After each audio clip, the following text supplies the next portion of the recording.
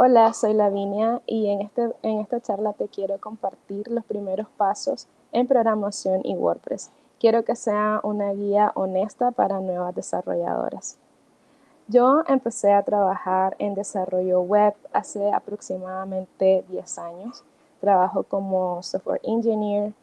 La mayor parte del tiempo trabajo en proyectos de frontend, también hago backend y por supuesto trabajo en WordPress. WordPress empecé a trabajar hace aproximadamente unos 5 o 6 años, pero lo primero en mi vida fue ingeniería en sistemas. Al principio fue muy complicado, había muchos conceptos que no entendía.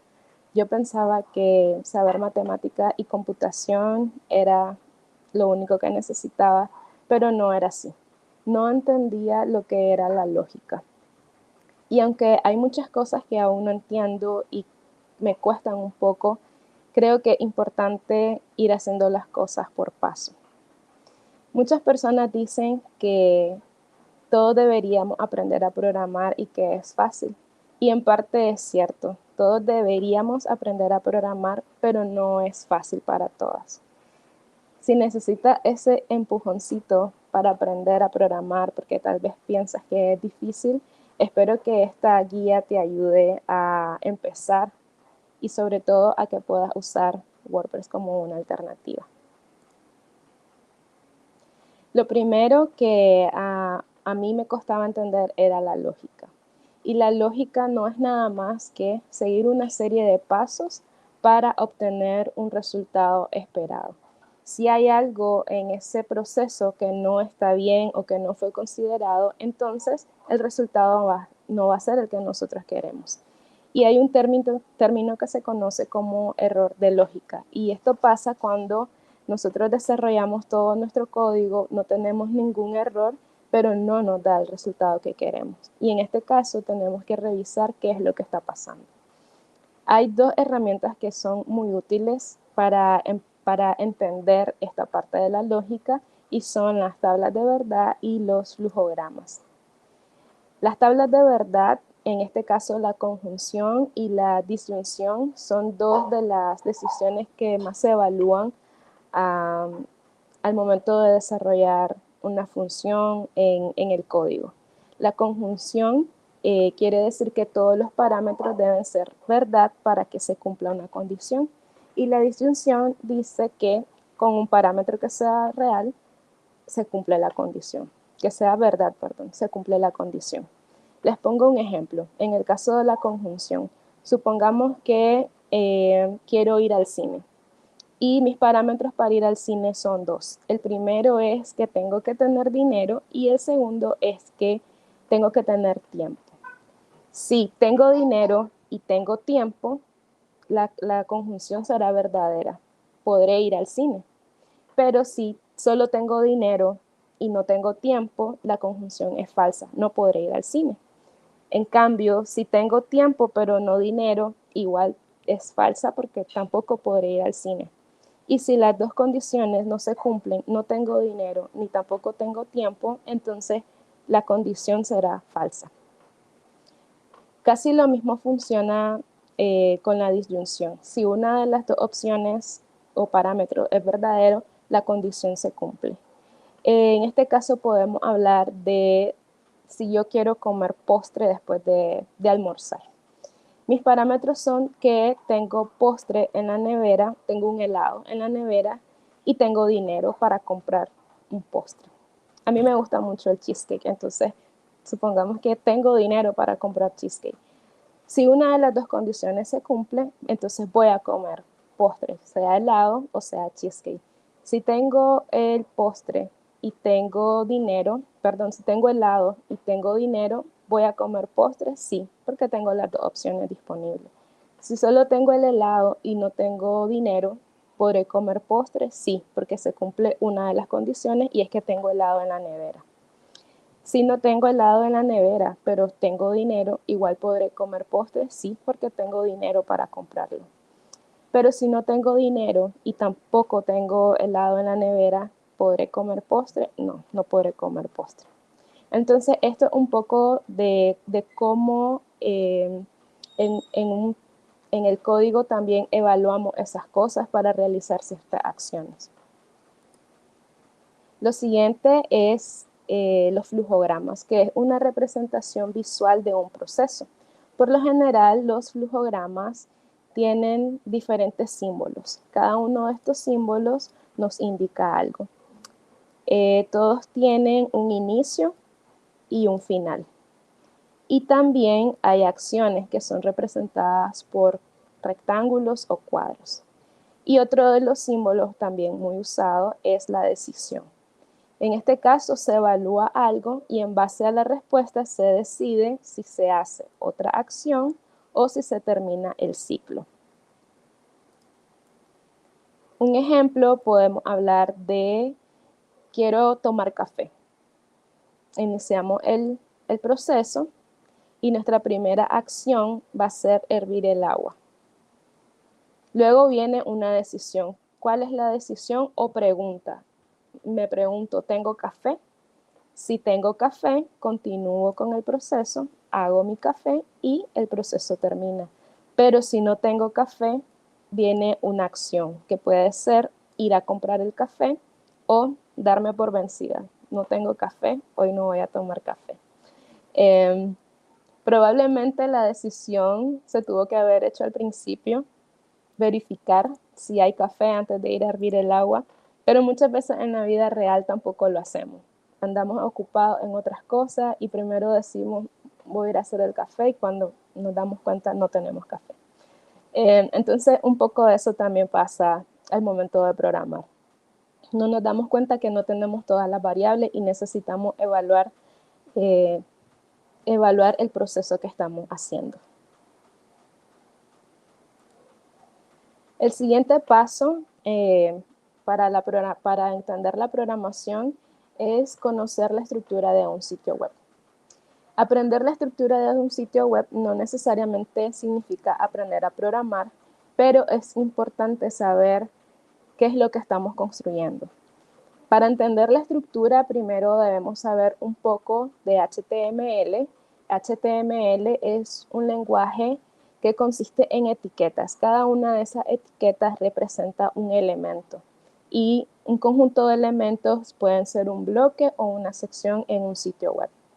Y CSS es otro documento donde nosotros podemos definir los estilos de nuestro sitio web, colores, imágenes, texto y otros elementos que son parte de nuestra página web. Les voy a mostrar un pequeño ejemplo para que vean en qué consiste el código, tanto HTML y CSS.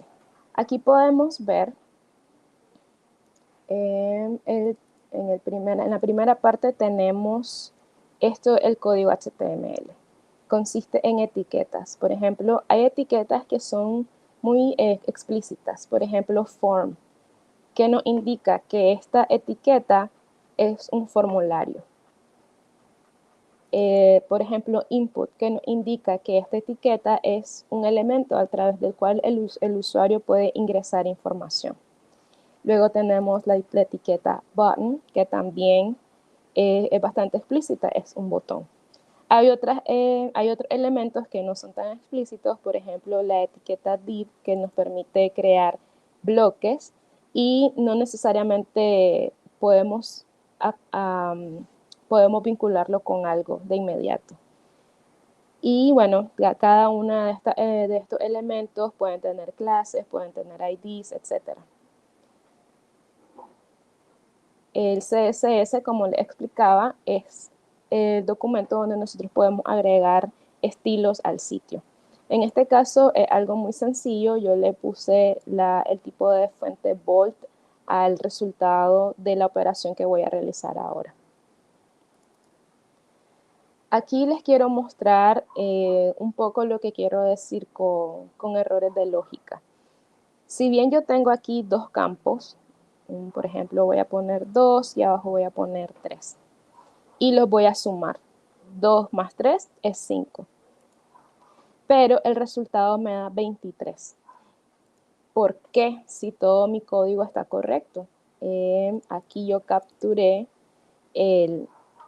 el número que se ingresó en el primer campo, también tengo una variable para el segundo campo y luego calculé el total, el número 1 más el número 2. Pero ¿qué pasa? ¿Cuál es el problema? El problema es que nosotros recibimos cadenas de texto y JavaScript, cuando nosotros sumamos dos cadenas de texto, lo que hace es concatenarlas. Las 1, 2 y 3 es 23, no las suma. En ese caso, nosotros primero tenemos que transformar la cadena de texto en número. Y cuando ya tenemos listo ese valor, esa operación, podremos evaluar el resultado. 2 más 3 es igual a 5. Cuando yo pienso en una página web, yo la pienso como un conjunto de bloques. Un bloque puede ser el encabezado, un bloque puede ser la barra de navegación, un bloque puede ser un sidebar, etc. En mi mente yo imagino todo como pequeños bloquecitos y de esa manera yo puedo identificar cómo va a ser la estructura del sitio que estoy construyendo, si tengo que hacer algo de cero o si estoy editando una plantilla. De esta manera yo lo veo y espero que esta pequeña imagen que encontré también les ayude a verlo de esa manera, porque puede ser que al principio tener tantas etiquetas y tener tanto código nuevo puede ser un poco difícil al inicio, pero si lo tratamos de ver de una manera más visual y más fácil, lo podremos entender más rápidamente. Una vez que ya hemos aprendido, ya nos hemos familiarizado con HTML, CSS, podemos entrar con JavaScript. El código que les enseñé anteriormente está hecho en JavaScript. JavaScript es un lenguaje que nos permite agregar interacción a los sitios web y que mejora la experiencia de usuario. Anteriormente era solamente enfocado en el frontend, solamente lo que le mostramos al usuario. Actualmente hay librerías y frameworks que también funcionan desde el backend. PHP es un lenguaje de programación que nos permite generar contenido dinámico. La mayoría de los archivos del core de WordPress usan PHP.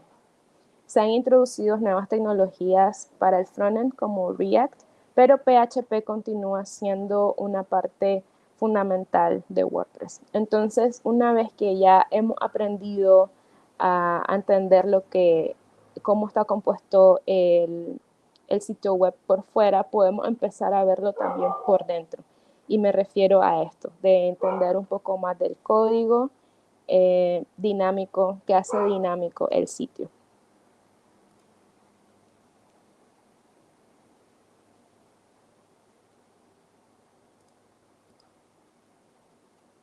Y bueno, ahora sí les voy a hablar de WordPress. ¿Y por qué WordPress es el CMS que me enamoró? Cuando yo empecé en WordPress hace 5 o 6 años, yo la única experiencia que había tenido había sido con otro CMS que era muy complicado. Fue frustrante, no podía actualizar nada sin que se quebrara el sitio.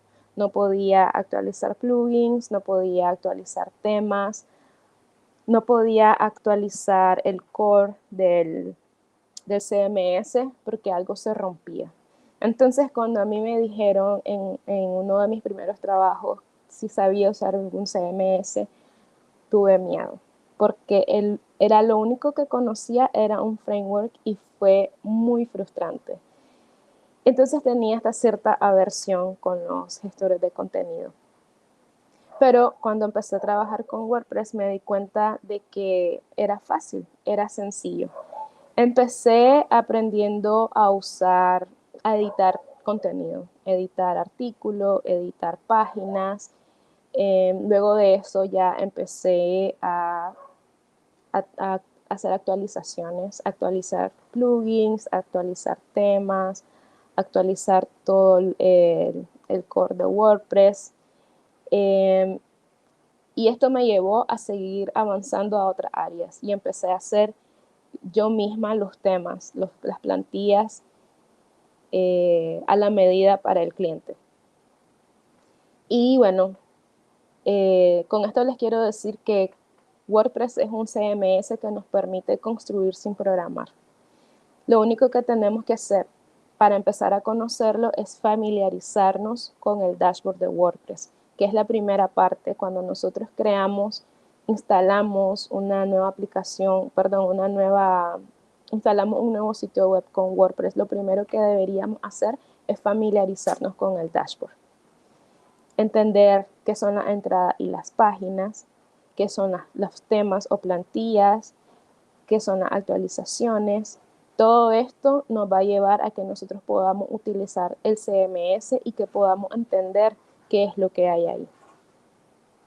Luego de eso, cuando ya tenemos conocimiento y controlamos lo que hay en el dashboard, podemos pasar a la siguiente parte, que son los page builders y plugins. Los page builders son constructores visuales. Estas herramientas nos permiten trabajar con widgets. Los widgets son como pequeños componentes ya creados, listos de usar. Solo los arrastramos y los colocamos en la pantalla, en la pantalla que estamos creando, en la página que estamos haciendo. Entonces es muy útil, sobre todo cuando estamos empezando y no queremos meternos de lleno en HTML. Quizás con estos constructores visuales no vamos a estar viendo el código HTML, pero siempre va a estar ahí. Y siempre va a estar la opción de personalizar con estilos el elemento que estamos construyendo.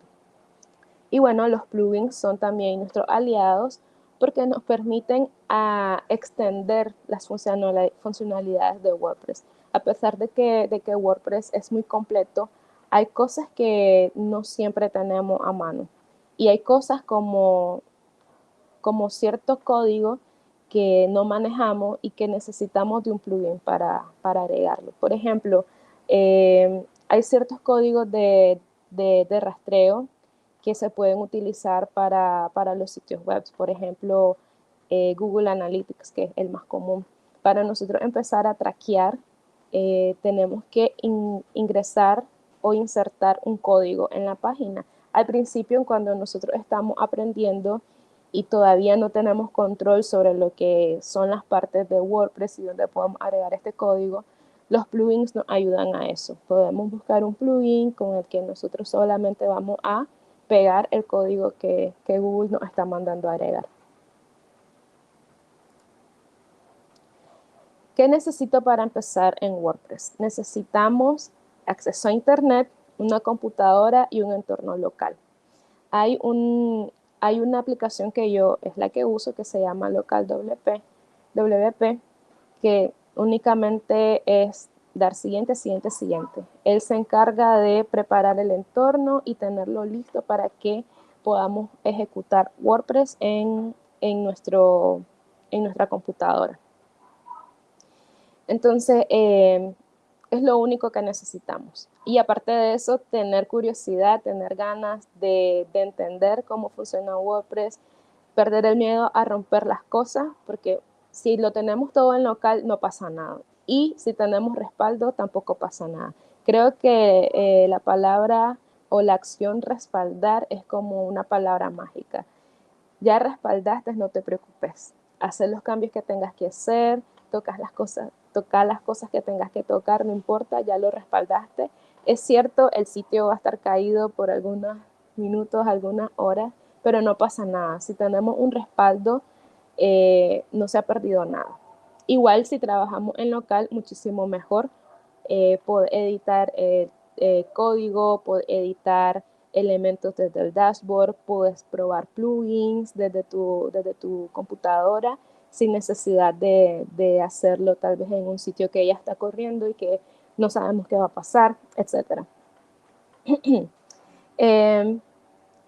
Algo que quiero mencionar en este punto es de que cuando nosotros buscamos WordPress, muchas veces nos vamos a encontrar con dos cosas, WordPress.org y WordPress.com.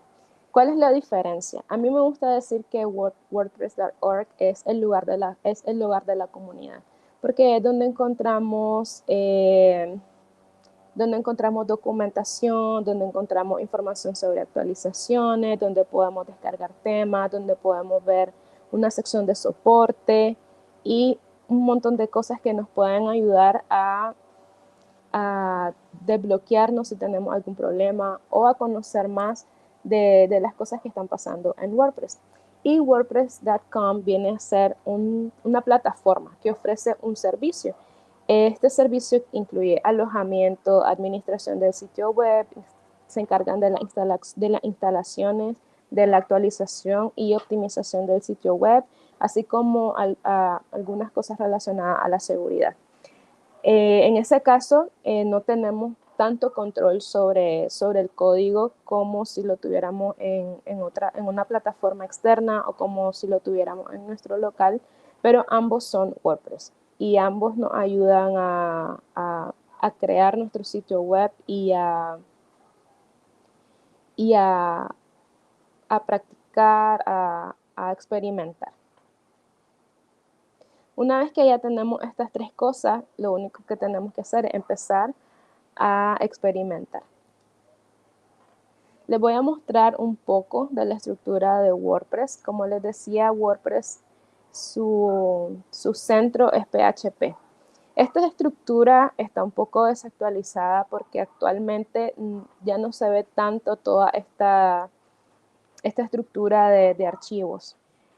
Actualmente, como les decía, WordPress ha introducido React para trabajar la parte de frontend.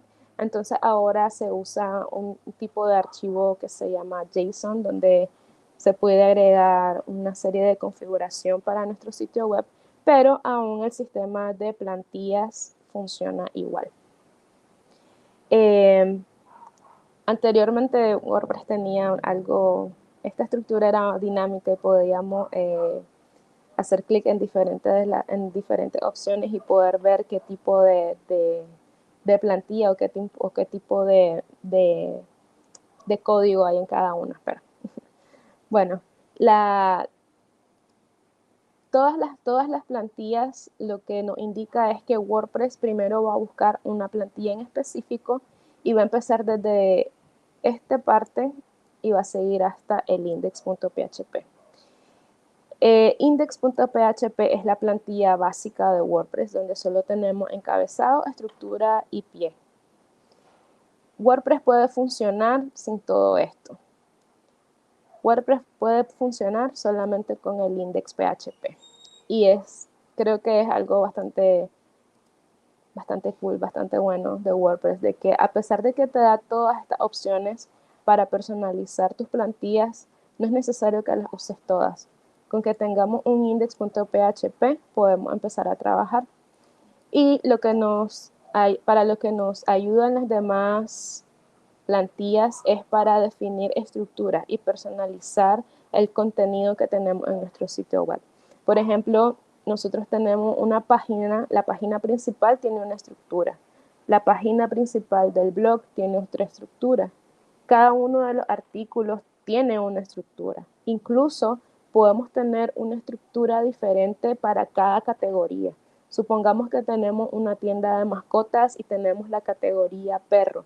Y la categoría perro puede tener una estructura, un diseño diferente a la categoría gato.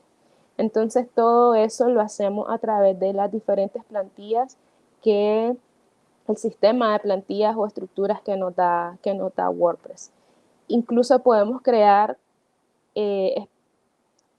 plantillas específicas para una categoría con un ID específico o para un post con un ID específico y ese post o ese artículo va a ser diferente a todos los demás artículos. Simplemente con usar simplemente con crear una plantilla definida para ese artículo. Y bueno, yo sé que es mucha información, todo eso fueron los primeros pasos que yo les recomiendo para aprender a programar y para usar WordPress. ¿Qué sigue después de eso? ¿Qué pasos o herramientas me hacen falta? ¿Y qué que son importantes también, pero que no son necesarias para empezar. Bueno, primero y lo más importante es practicar. Como les decía, si se va a quebrar, no importa. Hay respaldo o estamos en local, no importa. Practiquen todo lo que sea necesario. Segundo, investigar otras tecnologías como React. Ya se lo he mencionado, React es relativamente nuevo y es una librería o un framework frontend que se utiliza para hacer las páginas más dinámicas y WordPress lo ha estado utilizando. Lo segundo es aprender sobre bases de datos como MySQL y lo cuarto es aprender sobre cómo funcionan los servidores y los dominios. Como les dije anteriormente, existe una plataforma o un sitio web que se llama wordpress.com que ofrece este servicio de alojamiento. No es el único, hay diferentes proveedores de servicio, pero es importante saber cómo funciona y de qué manera ellos satisfacen las necesidades de mi sitio web. También tenemos que saber de dominios porque una vez que nosotros estemos listos para publicar nuestro sitio web, hay que publicarlo y necesitamos un dominio para esto. Entonces es importante que también conozcamos un poco de cómo funciona cómo es como el proceso de publicar un sitio web, de tener un dominio listo, de que nuestro sitio web tenga un SSL activado, etc. ¿Qué otras cosas nos son útiles para conocer WordPress? Primero, WordPress Handbook. El sitio web que está enfocado en las mejores prácticas y guía para desarrolladores. Aquí van a encontrar mucha documentación, para qué sirve un método, qué variables se necesitan para ejecutar ciertas acciones. Van a encontrar también información sobre la estructura, las plantillas, etc. Luego tenemos el Codex de WordPress, que es la documentación oficial, es un poco más técnico a lo que tenemos en el WordPress Handbook, pero también es importante, también hay cosas importantes que podemos encontrar ahí. Aparte de eso, tengo otras dos plataformas que son CodePen y JSFiddle, que son dos herramientas que nosotros podemos utilizar para practicar. En el pequeño código que les mostré anteriormente, lo hice en CodePen. Ellos ya tienen como un mini entorno, donde ya tenemos CSS, HTML, JavaScript. Incluso podemos incluir librerías de CSS como Bootstrap y Tailwind. Ese es un tema interesante también, el uso de las librerías para estilos. Entonces, en estas dos plataformas podemos empezar también a practicar JavaScript, podemos empezar a practicar HTML y en ese caso no necesitamos tener nada instalado en nuestra computadora, ni siquiera necesitamos un editor de código. Simplemente accedemos a una de esas webs y podremos empezar a escribir código. Y sin temor a equivocarnos. Nadie nos está viendo, nadie nos va a juzgar, así que son muy útiles. Ya después con el tiempo ya pueden empezar a hacerlo todo directamente desde su computadora.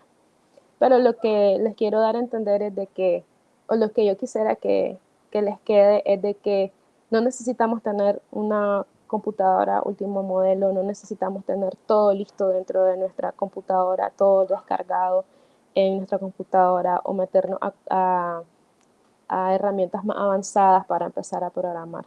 Podemos hacerlo ya sea con LocalWP para WordPress o en una de estas plataformas como Kotlin y JSFiddle que nos dan ya las herramientas para empezar a hacerlo. Bueno, la siguiente herramienta, como les mencionaba, es LocalWP, que nos permite instalar el entorno de WordPress y tenerlo listo en nuestra computadora de manera local. Y por último, y no menos importante, la IA. Los modelos de inteligencia artificial son nuestros aliados. Nos explican las cosas de manera muy fácil. Incluso nosotros le podemos decir a la IA, explícame en WordPress como si tuviera 5 años, o explícame en WordPress y yo ya tengo tales y tales conocimientos, pero me cuesta entender WordPress, explícamelo. O yo soy una persona que trabaja en marketing digital, pero no entiendo WordPress. ¿Qué es WordPress? Explícamelo. Y te lo va a explicar de manera sencilla, de manera dependiendo de los conocimientos que tengas. Y no solamente eso, en algún momento cuando estés experimentando en el dashboard o cuando estés instalando plugins o cuando ya estés en cosas más avanzadas como en creación de plantillas y hay cosas que encontraste en el handbook de WordPress pero no lo entendiste, va y se lo preguntas a una inteligencia artificial y te lo va a decir de una manera sencilla. O necesitas un código muy específico, pero todavía no tenés el conocimiento necesario, le puedes preguntar a la IA, estoy bloqueada con esto, ¿qué necesito para avanzar? Entonces, que la IA es un buen aliado y nos ayuda a pues, hacer las cosas más rápido. Espero que esta guía les sea de utilidad, que puedan aprovechar cada una de las herramientas y que cada uno de estos pasos les deje algo de conocimiento, que puedan seguir avanzando o que puedan empezar si aún no han empezado en WordPress o en programación. Y espero que también les quede esa curiosidad de seguir aprendiendo y de buscar nuevas cosas. Muchas gracias.